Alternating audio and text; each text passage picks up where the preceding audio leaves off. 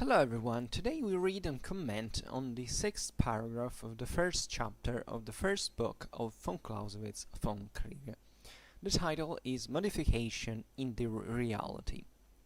And here we go. Modification in the reality. Thus, reasoning in the abstract, the mind cannot stop short of an extreme, because it has to deal with an extreme with a conflict of forces left to themselves, and obeying no other but their own inner laws.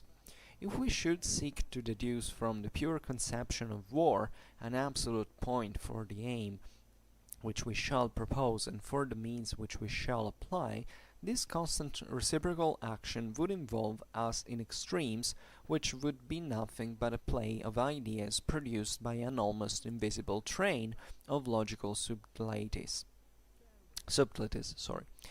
If, adhering closely to the absolute, we try to avoid all difficulties by a stroke of the pen, and insist with logical strictness that in every case the extreme must be the object, and the utmost effort must be exerted in that direction, such a stroke of the pen would be a mere paper law, not by any means adapted to the real world.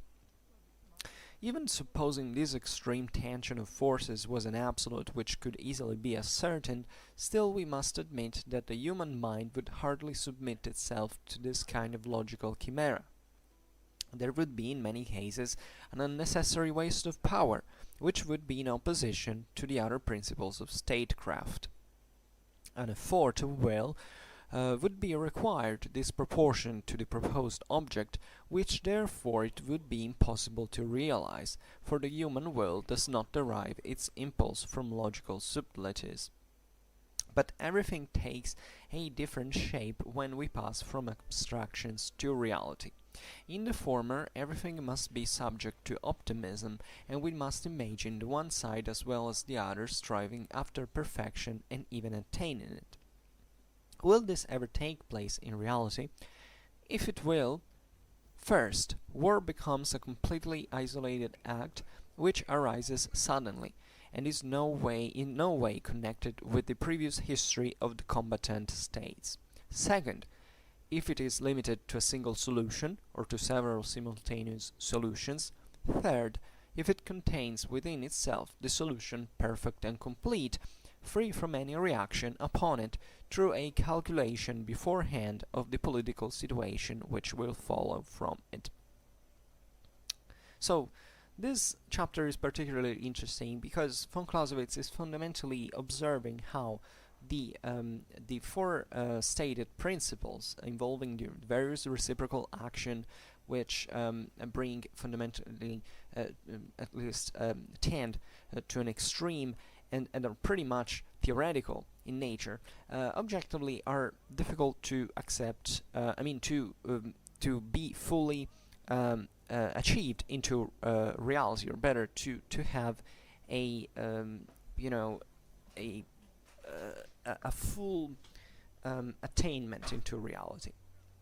This is particularly important because if you have followed the videos on at least the previous 3 paragraphs, but really from the very beginning, you have noticed that we have been stressing the constant existence of theory and practice.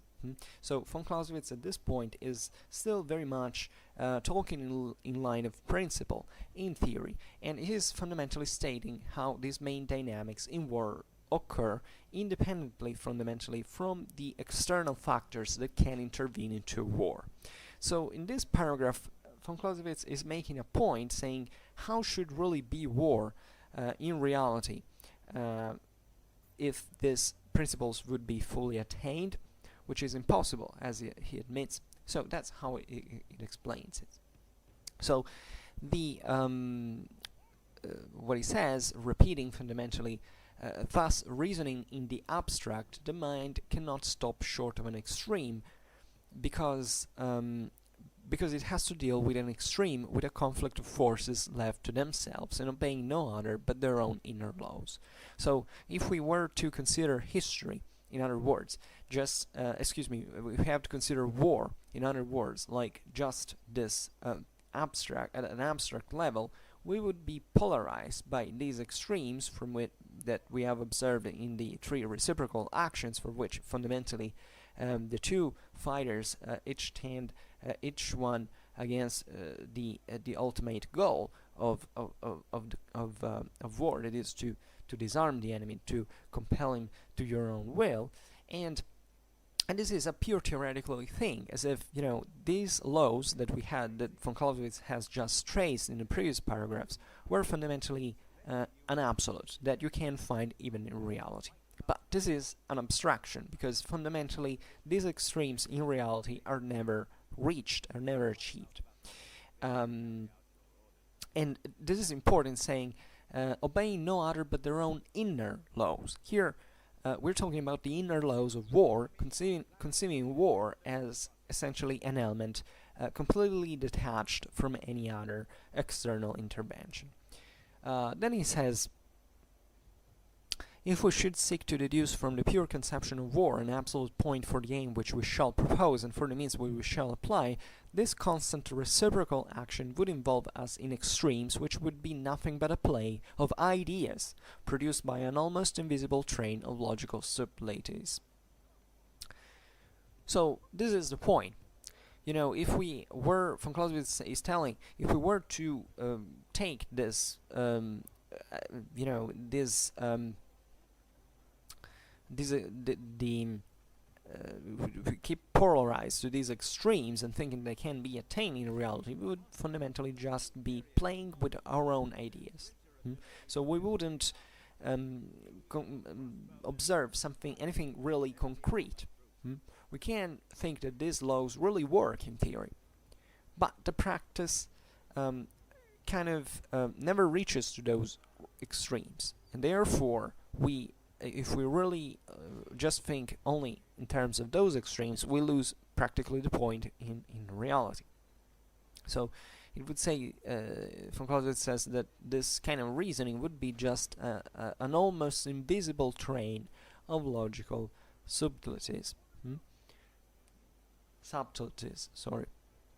I said subtleties, I'm sorry for the mispronunciation, but subtleties. So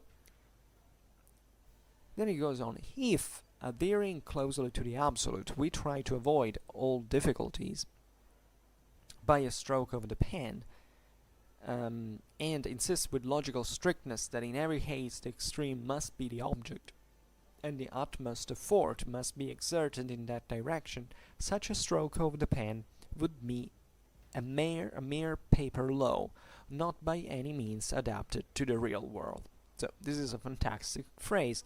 I don't think it requires much of an explanation, but anyhow,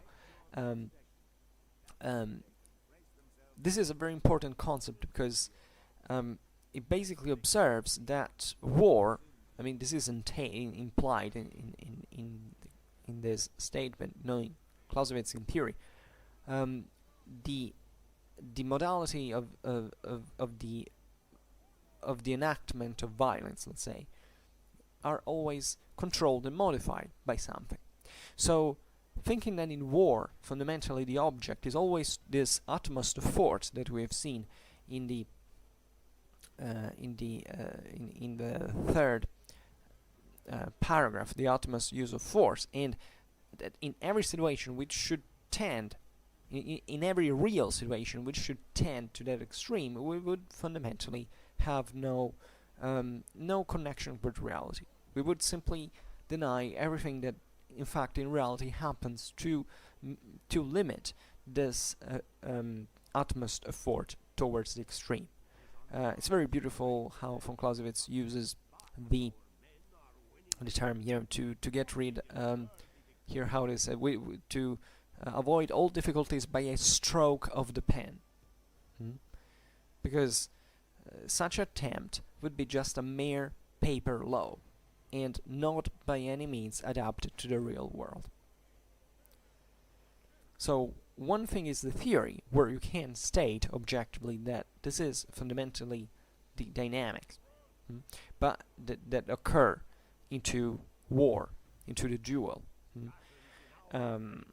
between these two combatants. But in reality the use of violence is always tied fundamentally by other factors that control it and modify it.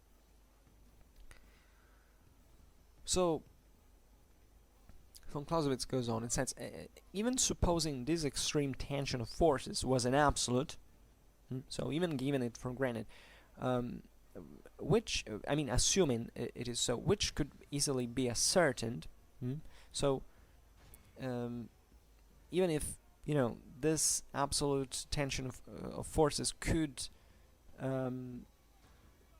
be fundamentally accepted as possible, still we must admit that the human mind would hardly submit itself to this kind of logical chimera. This is also very important. We have seen, even, I don't remember which paragraph was it, one of the first ones, when one of the previous ones, where he was talking about the fundamentally that if governments were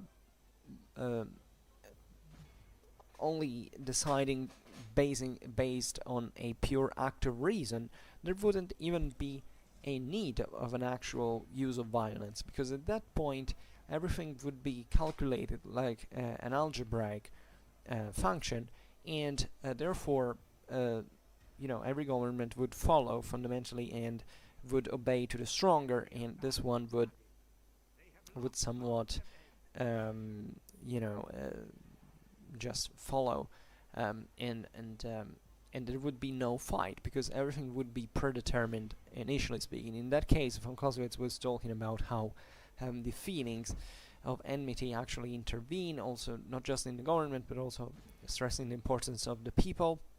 Excuse me, I drink a little before we go on.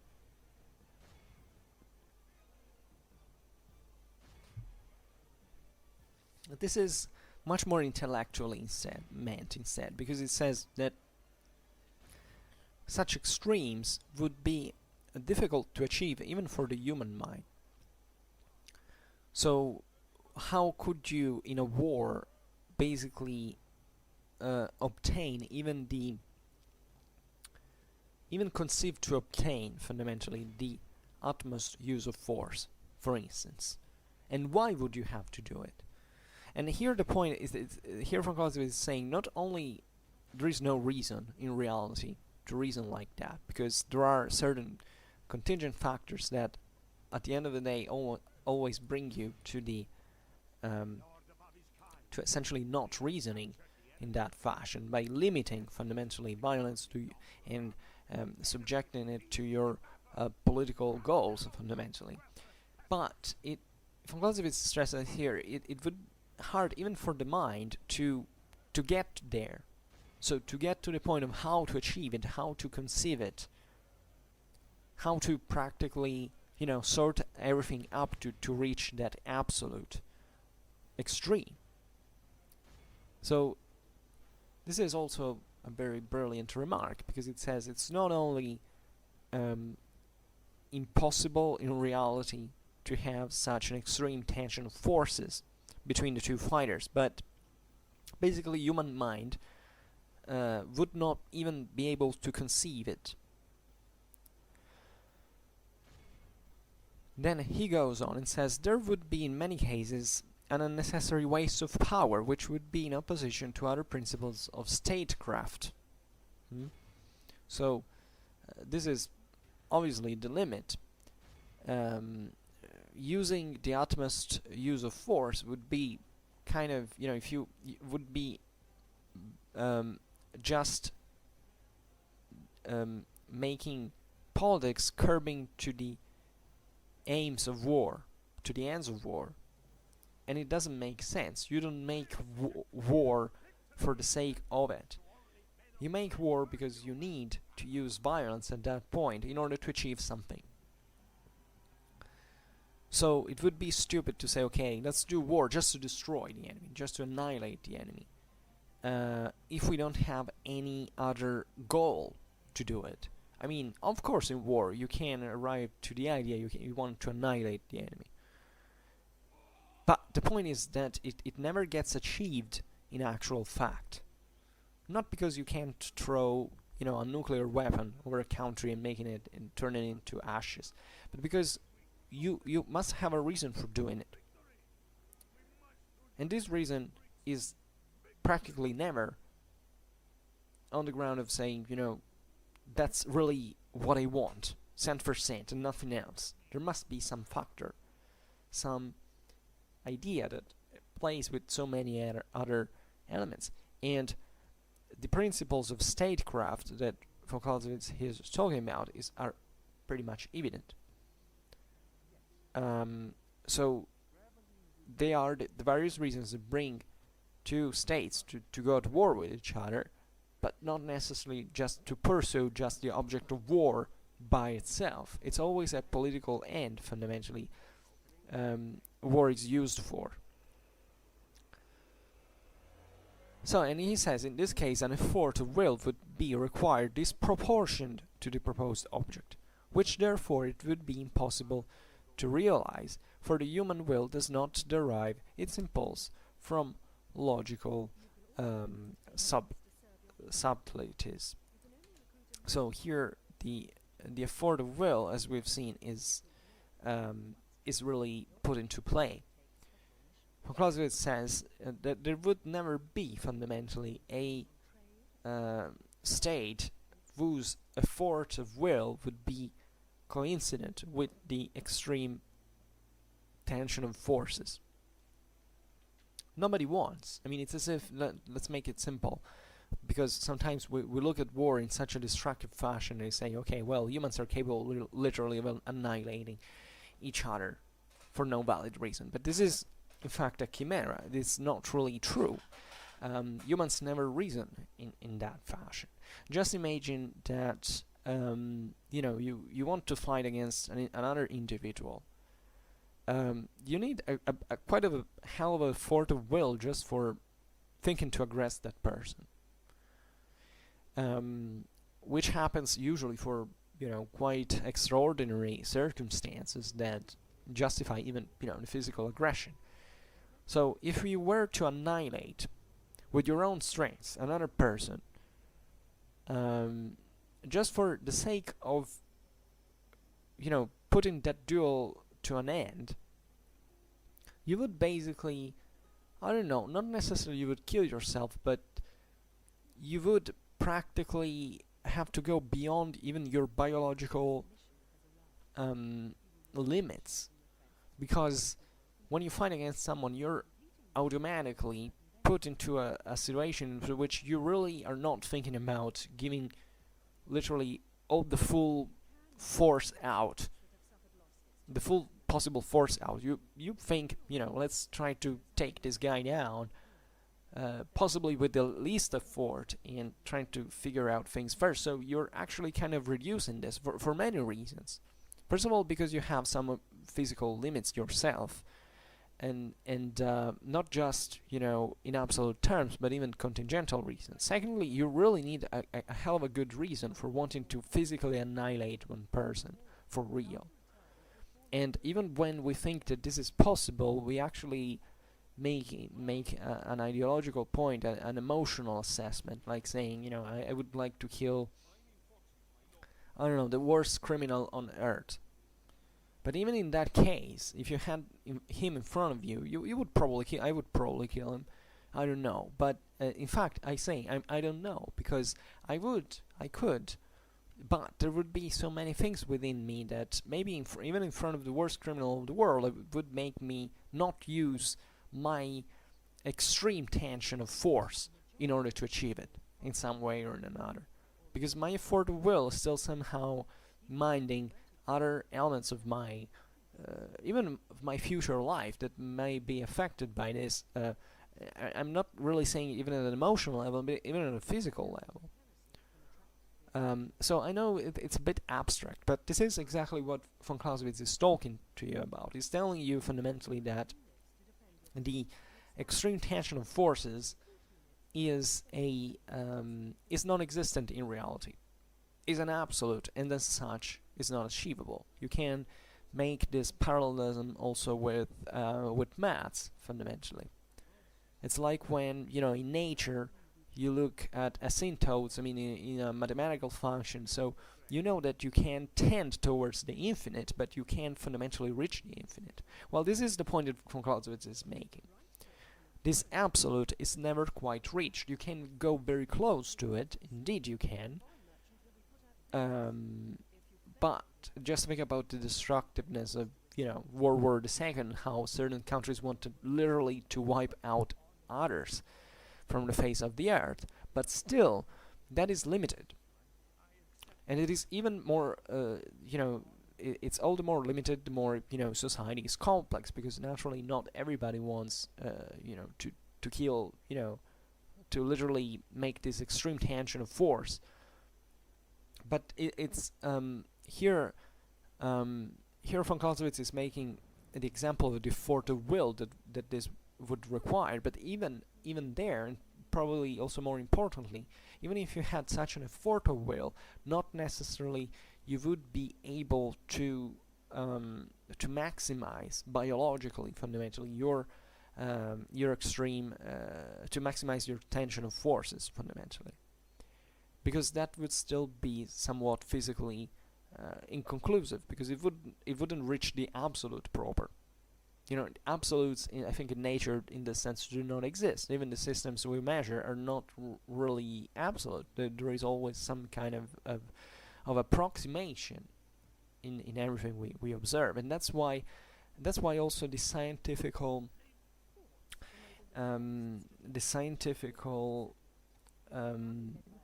parallelism is so important, because it's like with physical laws. You have a law of physics, which is not a rule, it's a law. It's really how things work.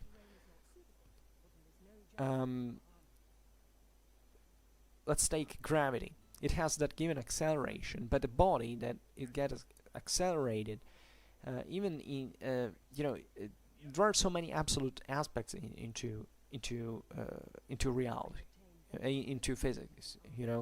For instance, the concept of vacuum. We don't know physically any real vacuum, fundamentally, as it's given by definition, as we don't have any evidence of a point or a straight line or a infinite surface. Those are all absolutes that fundamentally in nature do not exist, but towards which nature kind of tends. So war is a bit like this. You always have this kind of theory for which you have this general aim, but this is always the result, the actual material result is always approximated, because the way it turns out is always influenced by some other factor, and this is all the more evident, especially on big systems, where there is by definition more chaos fundamentally internally, and the bigger the system is fundamentally, and the less stable it is. Now, I'm not really sure I said something physically sensed, because you can have a big system that is still kind of equilibrated more than another one, but that's really the point. I mean, there are certain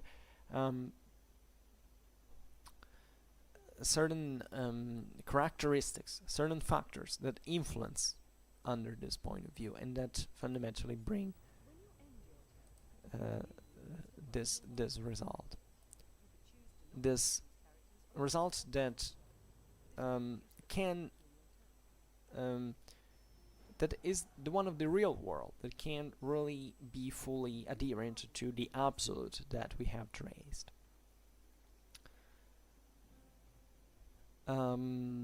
Okay, so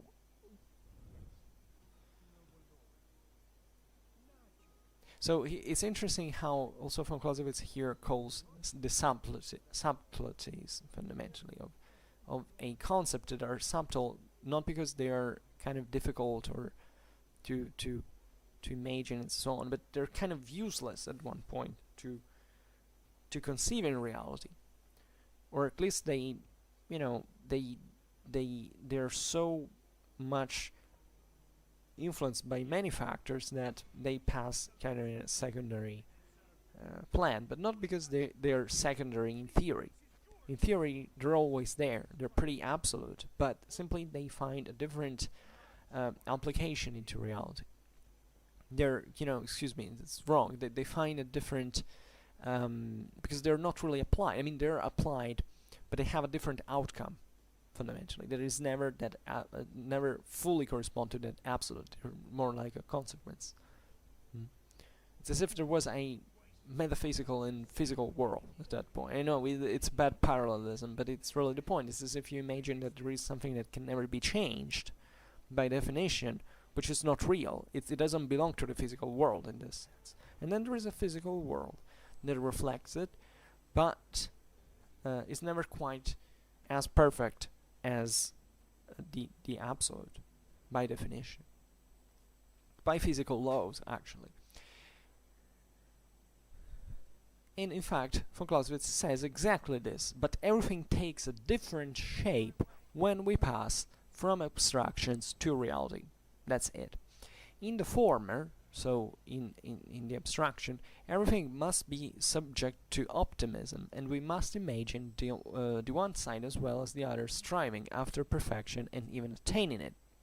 This is important because here von Clausewitz makes the example of an abstraction that therefore you can follow by saying, okay, I know this abstraction, so it has to work like that. This is a bit how positivism worked in the 19th century eventually. I mean, this idea that there are certain positive, in fact, actions that through which you can legitimately achieve that result. As we will see instead, the Clausewitzian theory stems from the concept that fundamentally everything really goes wrong.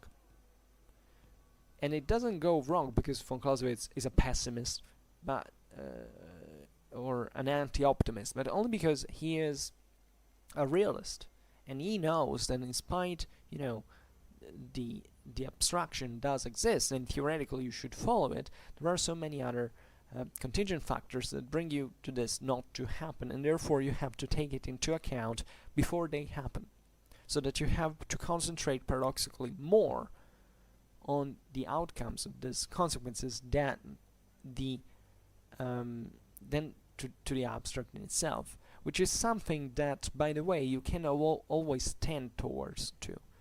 I mean, it's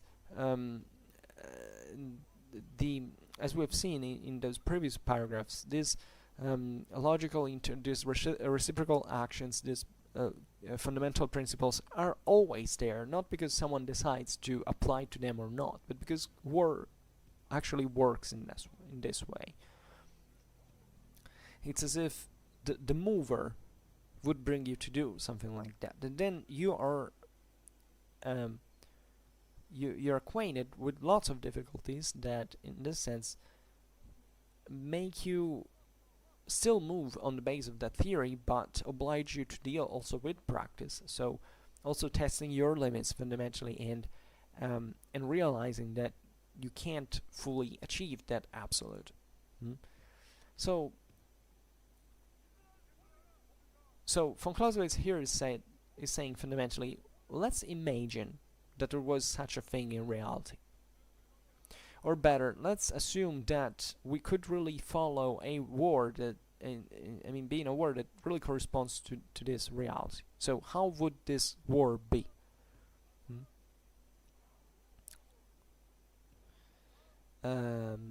So in this situation, as you understand, the both sides would strive after perfection, and even fundamentally pretending to attain it. So von Clausewitz says, how could this happen in reality? I mean, which would be the conditions in reality to meet these absolutes? Because reality does tend towards the absolute. It's like the asymptote, in a function. So von Clausewitz here is eventually, in the following paragraph that we will read, we will get fundamentally to the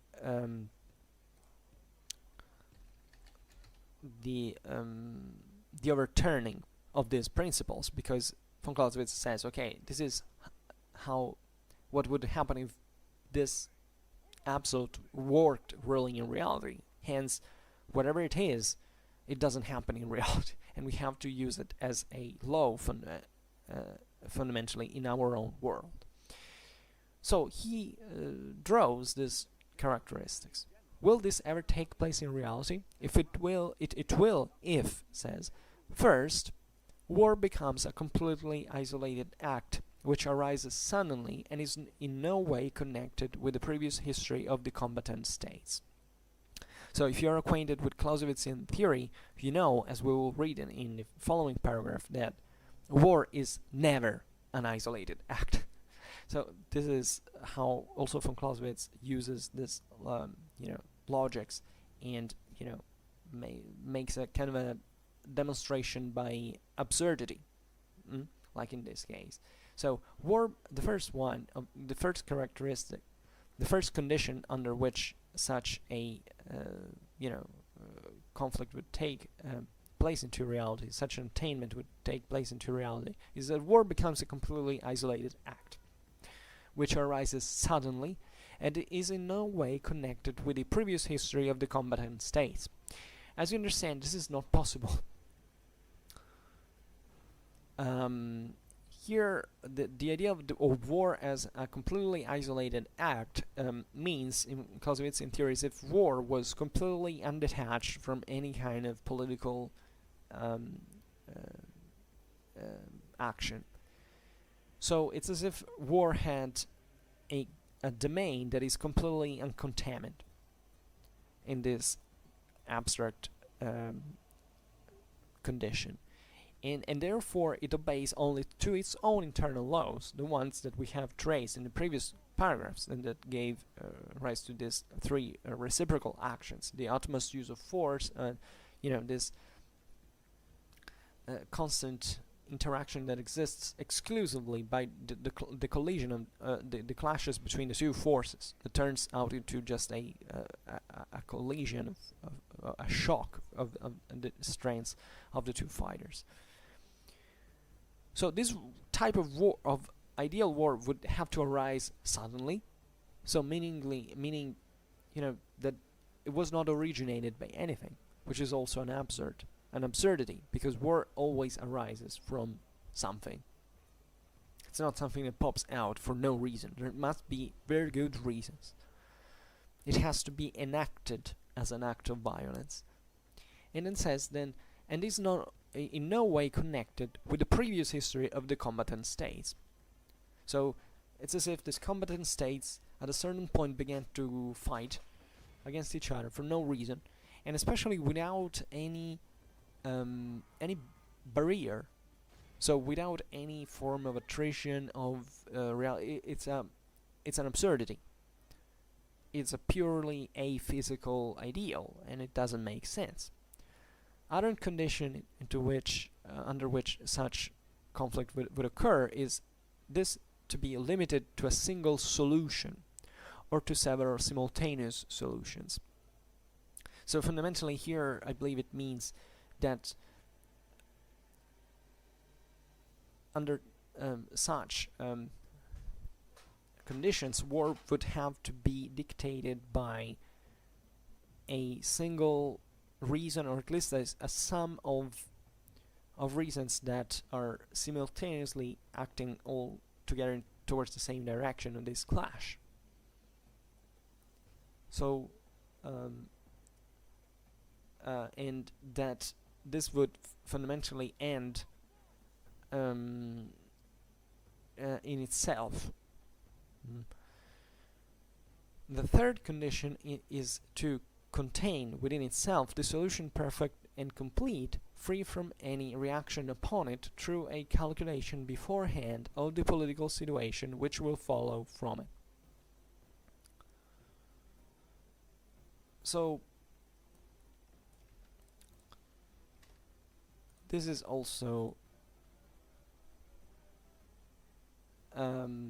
the other fundamental abstraction that we have seen once again in the example about the algebraic relations between governments which fundamentally interact with each other, already knowing in advance fundamentally who would win and who would lose. fundamentally. So here it's saying exactly the same thing. It's as if this war had to have a solution that is so perfect and complete that it is not altered by any other factor during the duel, and that basically already knows beforehand. So in anticipation of it, which result would follow fundamentally, if I understood correctly. So it's also completely abstract. So von Clausewitz here, once again we repeat it, is making a demonstration by absurd, and is going to overturn it in the next paragraph. So this is quite important, because through this paragraph von Clausewitz shows us the absurdity of a war, or of a real war, that would follow such principles. In fact, in reality, a war that would follow the drone principles in reality. So no war fundamentally has this perfectly military dimension. It always goes with some interference within it. You always have some previous reason for fighting it that starts, by the way, by not knowing what the outcome of war will be. This is particularly interesting because it makes you understand that everything can really go wrong, because there are so many factors that intervene into the military sphere, even from what is not military. And here we can observe it, obviously, at any psychophysical level. There's literally everything that can interfere with war, that can make it change. So, and then that basically every war has also has a kind of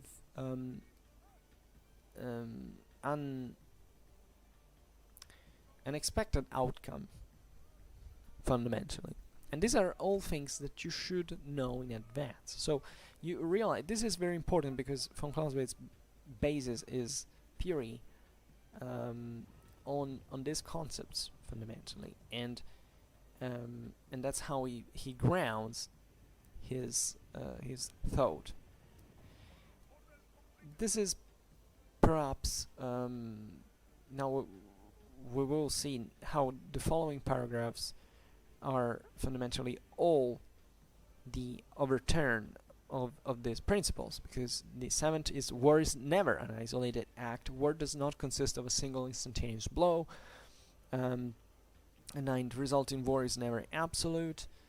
And so it's every paragraph now is dedicated respectively to the, it seems to me now, as the confutation of these three